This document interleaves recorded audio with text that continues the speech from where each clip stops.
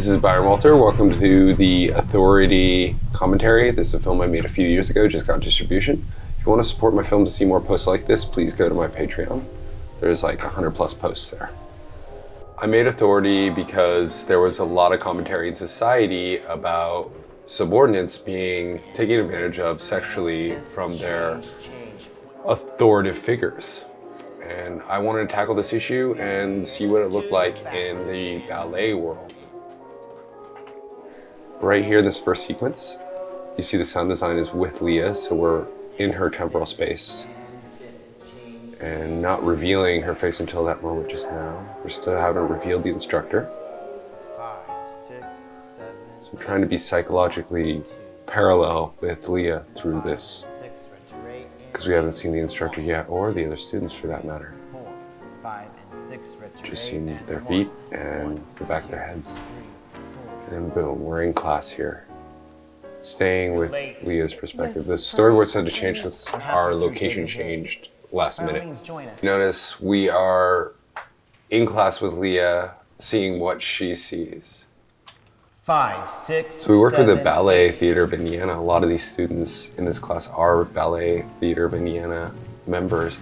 And Sterling Matheson, assistant, directed this scene to create authenticity in the ballet world. I've never been part of the class. In ballet, the instructor has to touch the student in order to correct them. But I wanted to ask, what is too much touch? There has to be a line. And so we see with Leah here, this is a normal correction. But you see right here that Leah is reacting negatively, kind of hinting at a sense that they have a past together.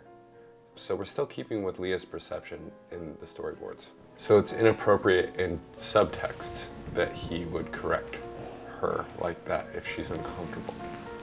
I really like this sequence. This is, the whole class, and he moves through, kind of targeting Leah, and this is the correction that is too much.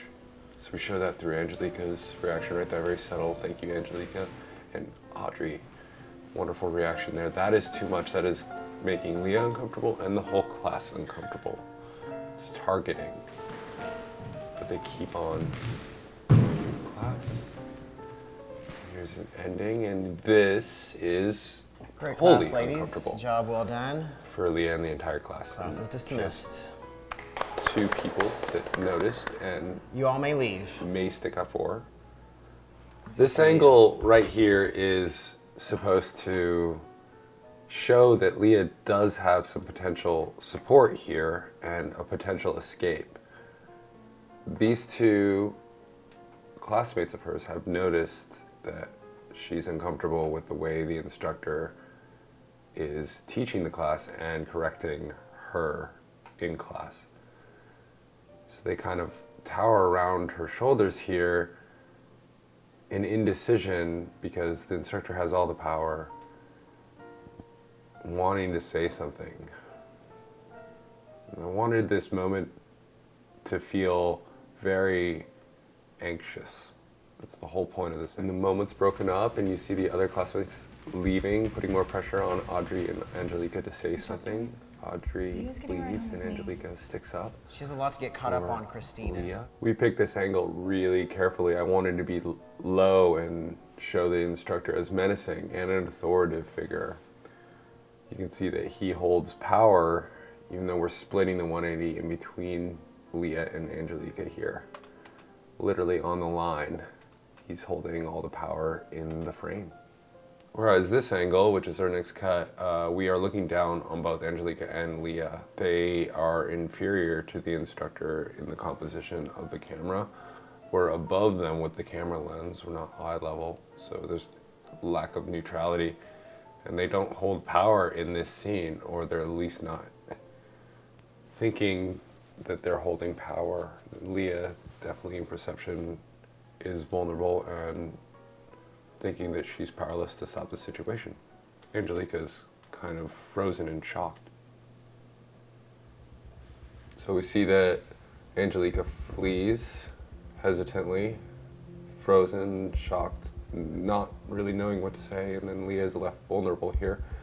And this is kind of the point. I wanted to highlight this situation in which Angelica almost said something, almost put a stop to it, but felt that she didn't have the power to do so. This was the whole point of the film, and now they're both equally being covered up by these shadows.